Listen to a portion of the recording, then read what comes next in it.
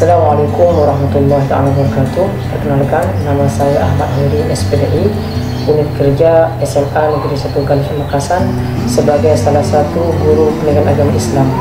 Pada kesempatan kali ini, saya akan menyampaikan materi berkaitan dengan indahnya ilmu dan berbagi pengetahuan sebagai salah satu tugas dari Kobum Jatim 2020. Selamat menyaksikan, semoga bermanfaat.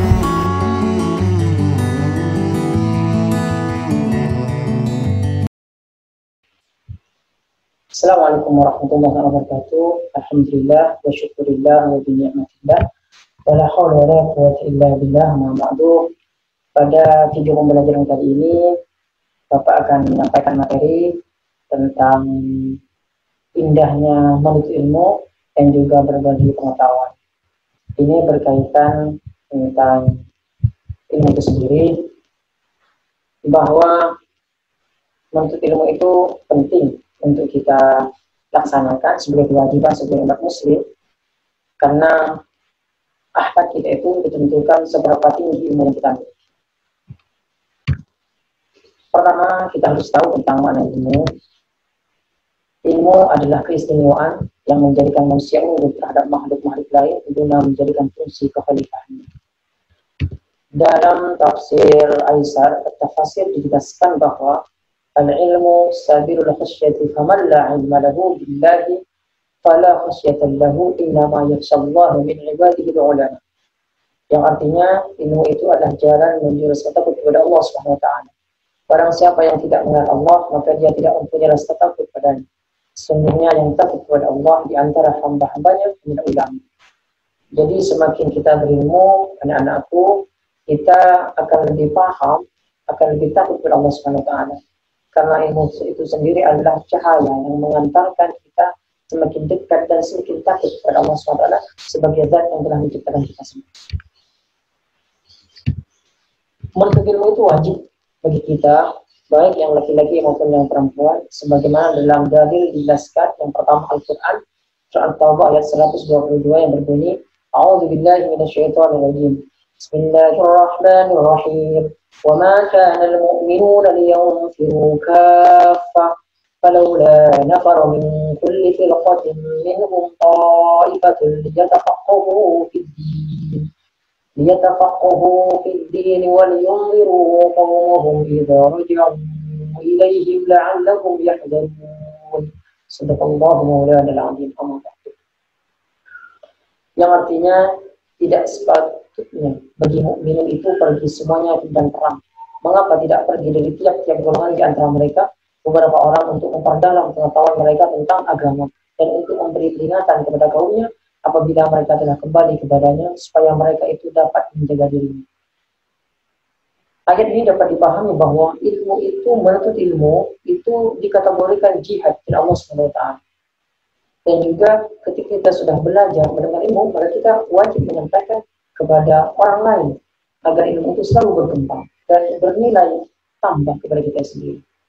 Yang kedua, dari hadis riwayat Ibnu Abdul Bar yang berbunyi, talabul ilmi fardun ala kulli muslim wa muslimah. Mencari ilmu itu adalah wajib bagi setiap muslim laki-laki maupun muslim perempuan.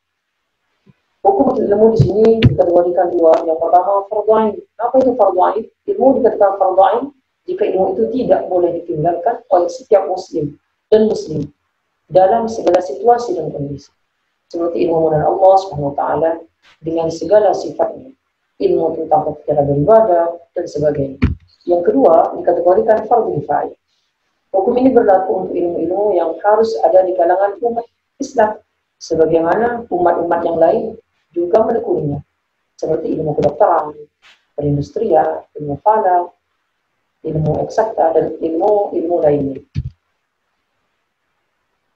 Menuntut ilmu tidak sekedar belajar dan lain sebagainya, tapi ada beberapa syarat yang harus kita pahami sebelum kita menuntut ilmu.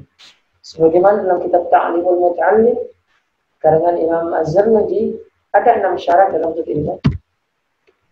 ألا تنال العلم إلا بستة سأنبيك عن مجموعها ببيان ذكاء وحرص واستبار وبلغة وإرشاد أستاذ وطول زمان.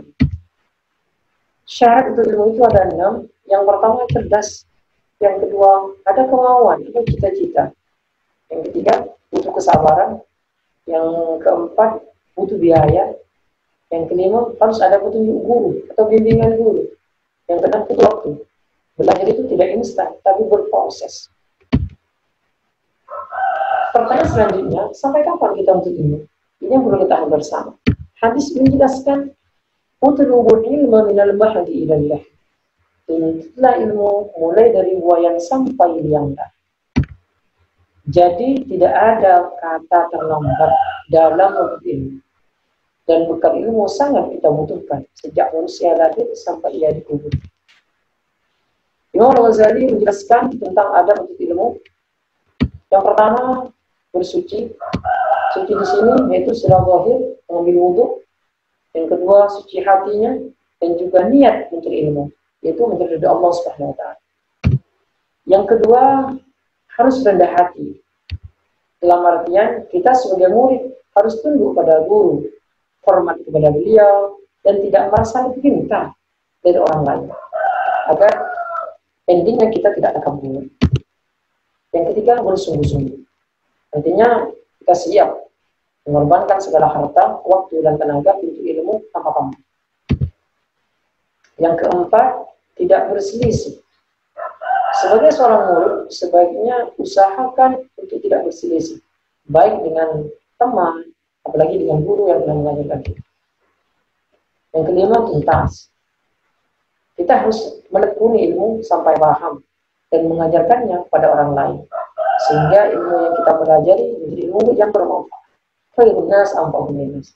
Karena sebaik-baik manusia yaitu yang memberikan manfaat kepada orang lain. Dengan kita berilmu, maka kita akan menjadi orang yang lebih berharga.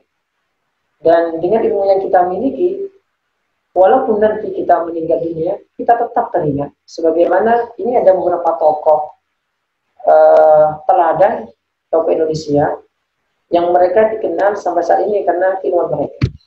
Ini yang pertama, Kiai Haji Ahmad Dahlan, tokoh Muhammadiyah. Kemudian yang kedua, Fadlatus Syekh, Kiai Haji Hasyim Asy'ari. Yang ketiga, ini Habibie. Yang ketiga-tiganya ini selalu hidup karena ilmunya. Mereka sebenarnya sudah wafat, tapi karena ilmu yang mereka miliki, mereka seakan-akan selalu hidup. Dan mereka berharga. Kenapa? Karena dengan ilmu yang mereka miliki, memberikan dampak yang positif kepada perkembangan keagamaan Indonesia. Mungkin itu saja yang bisa saya sampaikan, anak-anakku. Semoga bermanfaat atau sekelangkong. Akhirul kalam. Wassalamualaikum warahmatullahi ta'ala wabarakatuh.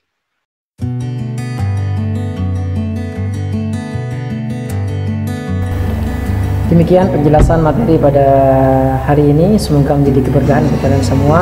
Semangat saga bersinar, tetap semangat untuk selalu belajar. Semangat, semangat, semangat.